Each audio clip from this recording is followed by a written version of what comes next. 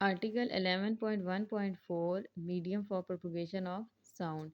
As we know that sound waves are mechanical, longitudinal in nature, so for propagation of sound waves from one point to another, medium is required.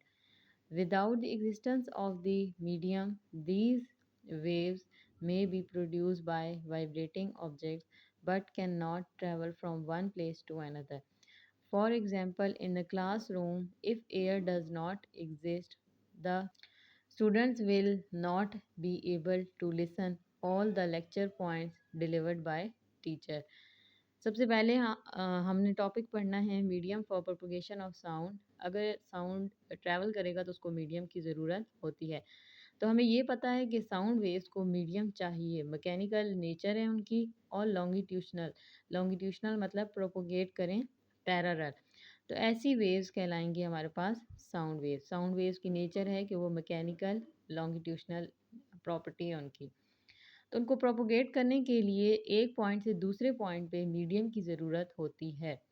अगर हम कहते हैं कि medium मौजूद ना हो और साउंड जो है वो प्रोड्यूस होगा, क्योंकि साउंड तो किसी भी वाइब्रेटिंग बॉडी से प्रोड्यूस होता है, पर वो साउंड ट्रैवल नहीं करेगा एक पॉइंट से दूसरे पॉइंट तक। क्यों? क्योंकि अगर वहाँ पर कोई मीडियम नहीं है तो साउंड ट्रैवल नहीं कर सकता। जैसे कि हम एक एग्जांपल लेते हैं कि किसी भी क्लास रूम में टीचर और स्टूडेंट्स हैं और वहाँ पर मीडियम एयर मौजूद नहीं है। एयर वहाँ पर मौजूद नहीं है उस रूम में। तो अगर टीचर कोई लेक्चर देती है, कोई बात बता रही है, तो वो बच्चों तक नहीं पहुँच सकती।